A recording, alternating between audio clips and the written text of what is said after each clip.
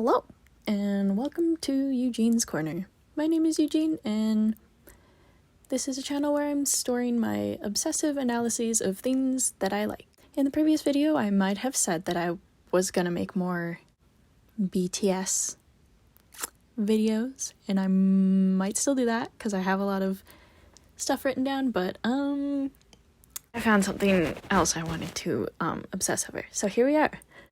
Instead of BTS, I am now here to deliver a psychoanalysis of the Thai BL Mafia series KinnPorsche. Over the past few months, my ADHD brain has decided that this is the one and only thing that I care about. Technically, it could be classified as schoolwork. I am a psych major.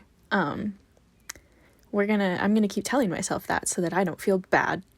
So for those of you who don't know, for whatever reason, I'll give you a very brief synopsis that I got off of Google. Khun, the second son of a mafia boss, is being hunted by enemies when he's rescued by Porsche, a student working a part-time job at a pub. Khun offers Porsche a job as his personal bodyguard, leading to a dangerous love.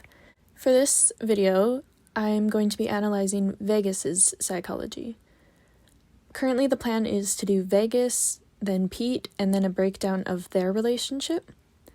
I've decided to separate rather than have an all-encompassing video because I talk too much, and I don't want to edit 3 hours worth of rambling down into an hour-long video because that's a lot of time, and I may have terrible time management, but I know that I should not do that. Disclaimers. I am not a professional and could have some of my information wrong, so please don't take everything I say here as concrete facts. This is simply me compiling research I've done from books, textbooks, classes, and other resources. I will try to remember to put links in the description if you are interested in the media that I used.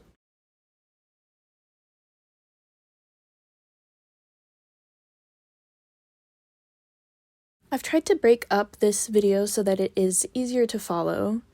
It's likely going to be longer than the Pete one, as I'm introducing the topics and concepts, so grab a cup of your favorite drink, remember to take your meds, and let's jump in.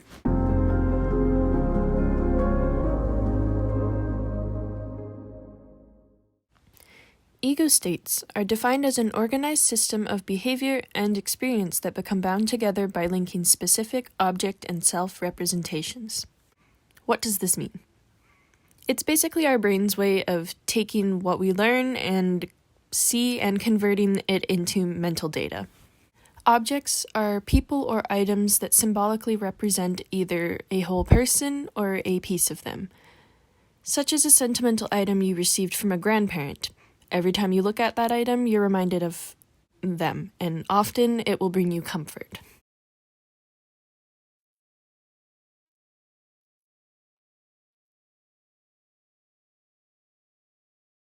Why is this important? The reason I introduced this theory of object relation is because of the role of the internal object. The internal object is our psychological or emotional impression that our brain keeps of a person when they are not physically there.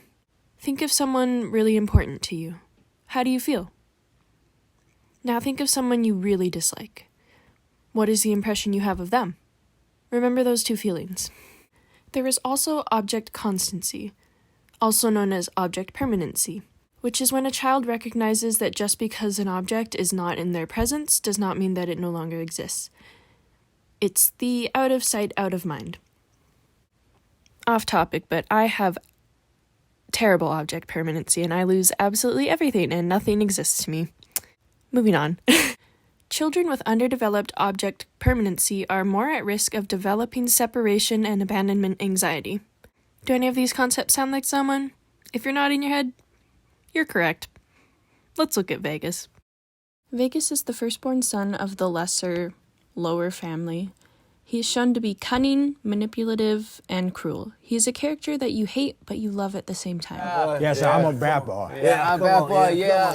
Yes, I'm a bad boy. He has grown up living in the shadow of kin, as well as the rest of the upper family, with a father who I am labeling as the authoritarian parent, where the rules and demands by the parent are numerous, arbitrary, and rigid, not requiring justification.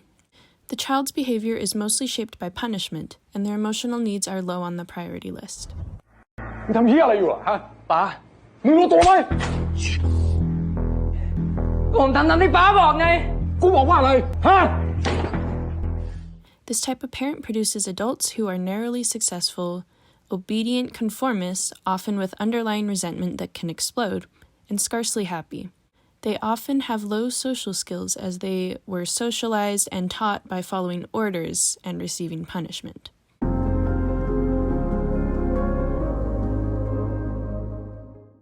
There are 4 main types of attachment. There are subtypes as well, but I'm just going to stick to the main 4 just so it doesn't get too confusing.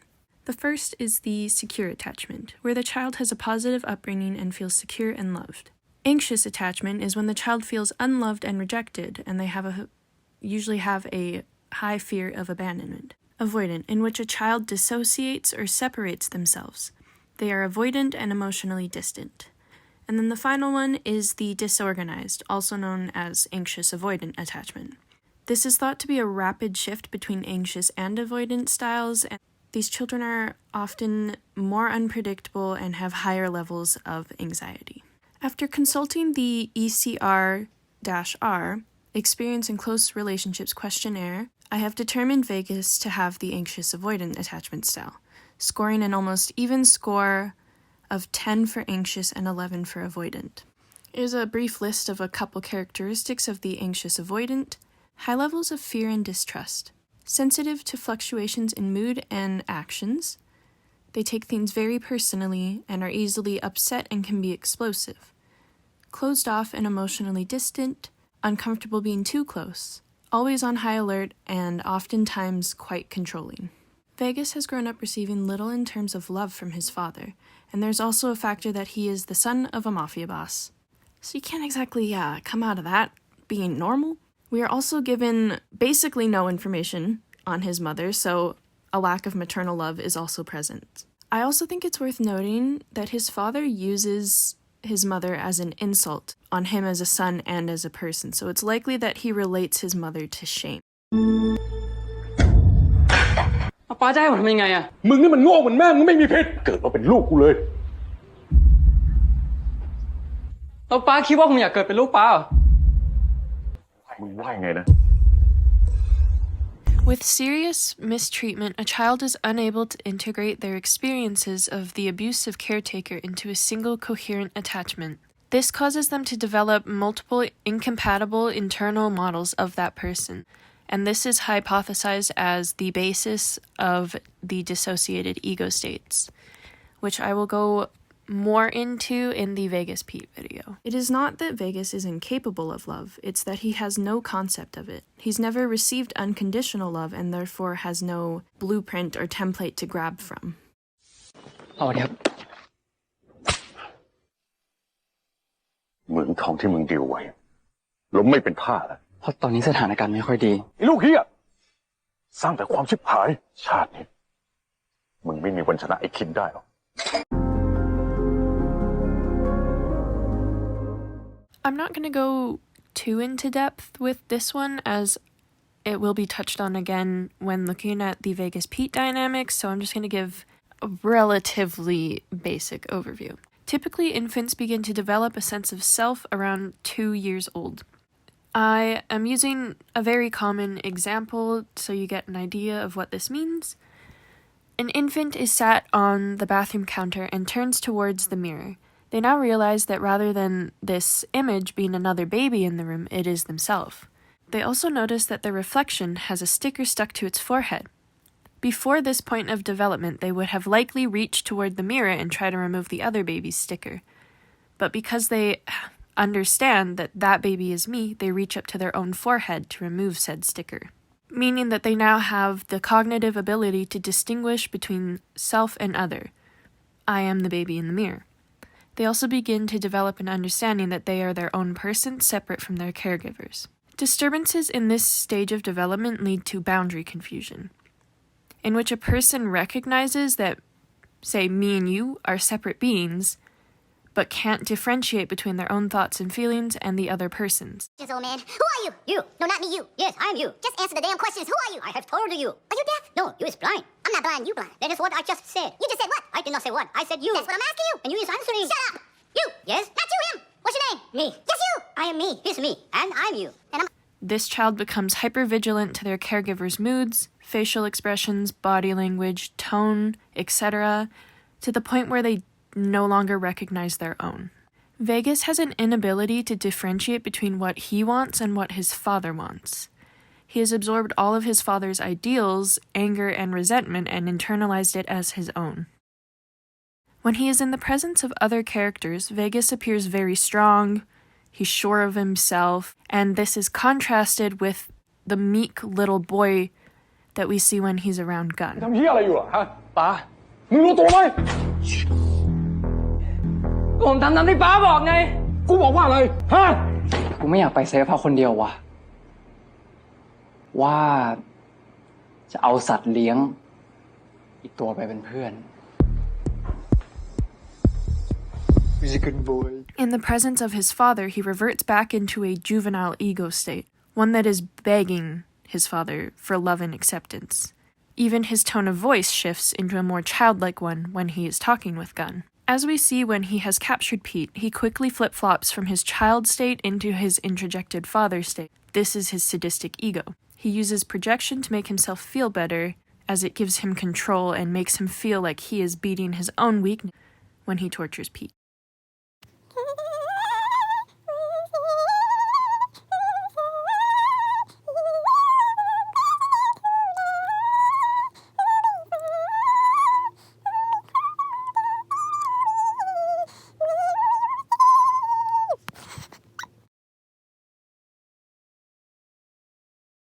So I'm adding this in here because I kind of forgot to talk about Vegas and his relationship with other characters, mainly Macau, Tawan, Porsche, and kind of Khun. Those are the three that I'm going to be looking at right now. I'm not going to be looking at Pete yet because, I mean, they get their own videos, so. With Macau, he is very protective of him. I believe he tries his best to not let Macau end up like him. By this, I mean he tries his best to kind of keep him out of Gun's field of sight, so that none of the pressure and responsibility ends up on his shoulders. He tries his best to be a good older brother. Whether or not you would say he's successful at that is up for debate, but overall I think they have a relatively healthy sibling relationship. Like, you can see that they really do care for each other and lean on each other. เฮ้ยสวัสดีครับคุณเอกครับสวัสดีครับคุณมาเก๊าตั้งใจมาทำบุญไม่ใช่หรอไปเถอะนะ When I wrote my script for this part, I forgot Tawan's name, and it just says the unstable suit bomber whose name I can't remember. Oh my god. Okay. So he's the unstable blank bomber is what we're going to call him now. So this is a parasitic relationship is how I'm going to describe it. It's nothing more than manipulation. Vegas knows Tawan is an extremely unstable individual, especially after his incident. Vegas finds him and knows immediately, like, this person is so easy to take advantage of, and that's precisely what I'm gonna do, because I know I can use his neurotic and need for validation, love, and acceptance against both him and Khun. This is like exactly what a sadist wants. They want someone who will give themselves up to them. And Tawan truly is not his own person. Homie needs severe psychiatric help. That's all I have to say. I still can't get over the name I gave him. Anyways, moving on. So, for Porsche, I, maybe controversially, I'm not sure, do not believe that he ever truly had any type of romantic feelings towards Porsche. His actions were based off of his need and his desire to spite Khun, which is why he acts like a complete asshole. In the earlier parts of the series, he definitely sees Porsche as like a new toy that Khun has got and is extremely jealous of it. Vegas acts out like a child, trying to steal Porsche, the new toy, and trying to damage it. Hotel scene. It's kind of in like the hopes of, if I do this with Porsche, Khun won't want him anymore. If I ruin the toy, I win. It's such a juvenile way of thinking, but that's kind of what he's after.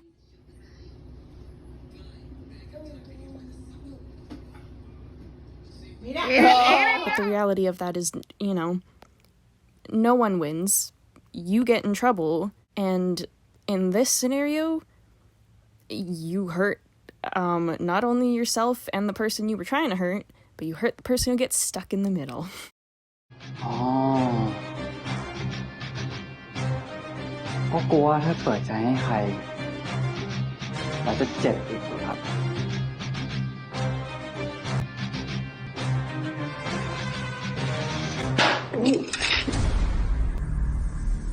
พวกมึงให้มันมากินข้าวบ้านเราได้ไงอะฮะไอ้วิกัสมึงกลับบ้านไปเลยนะ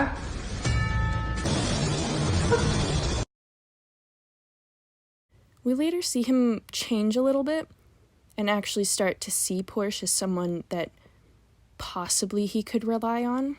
And this is like a big thing for him because he has major trust issues and fear of intimacy.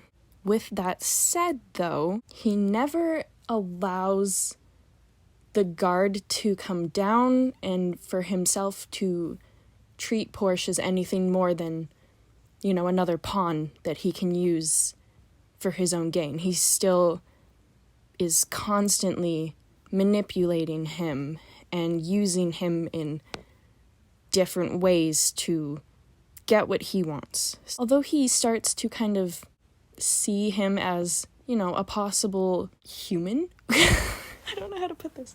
He starts to see him possibly as someone he can trust.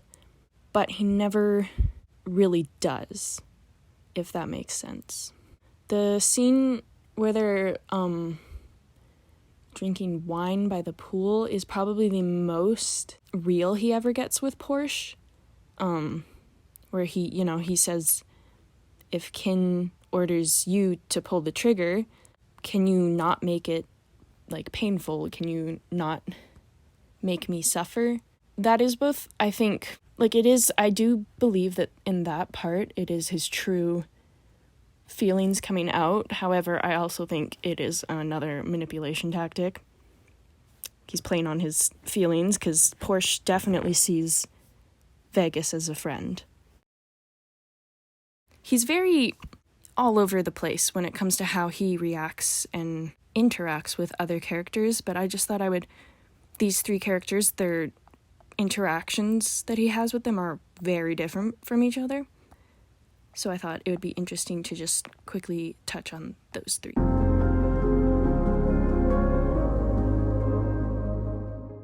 Alright, now that we've covered everything, you might be wondering to yourself, I thought sadomasochism was just for the bedroom. And you're not wrong. That's what most people would also probably say.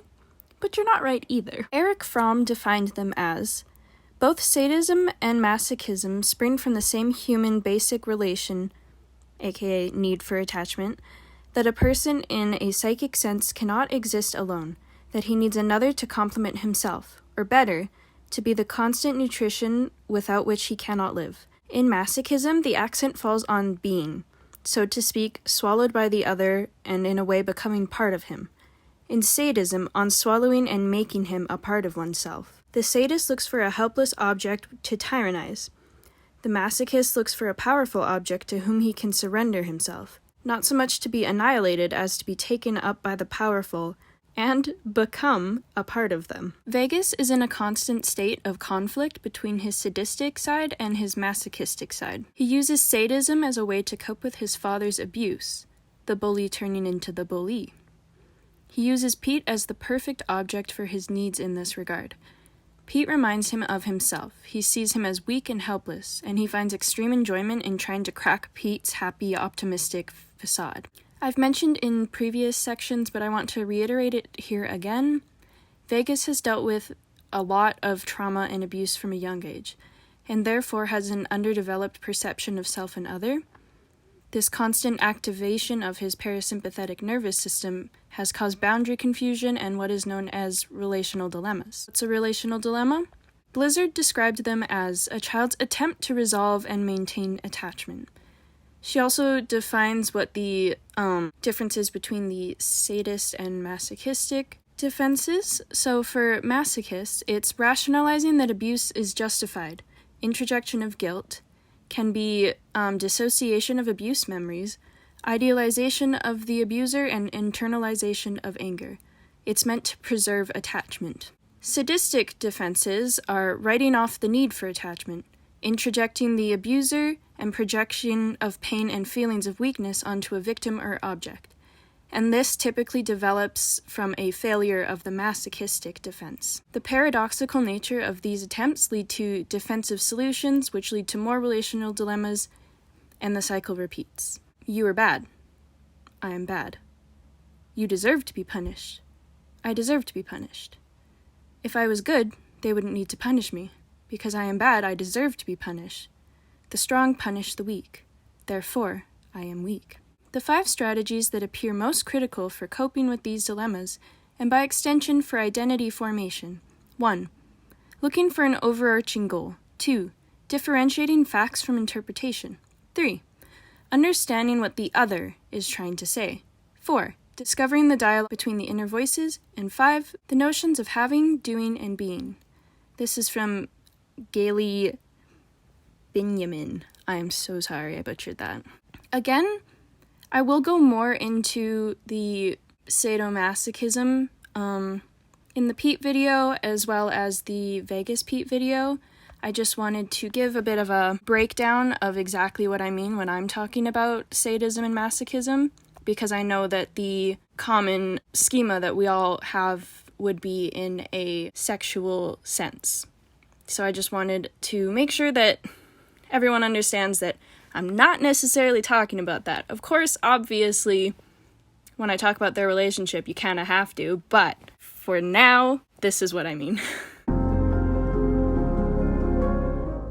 And that concludes my psychoanalysis of Vegas's character. I hope you found this enjoyable, informative, or helpful. I have sources linked below if you're interested in reading them yourself. I will also have my KinnPorsche playlists linked below. Please listen to them. I put too much effort into them. Please feel free to share any feedback you have about the structure of the video or your thoughts and opinions. I'd be happy to hear them. As I don't really know what I'm doing. I barely know how to use an editing software, so I've also linked the ECR below if you're interested in trying it out for yourself. And I'm working on the Pete script right now, so that will be coming eventually. But yeah, I hope you have a great day or night wherever you are, and remember to drink some water. Yeah, that's all I got. Bye.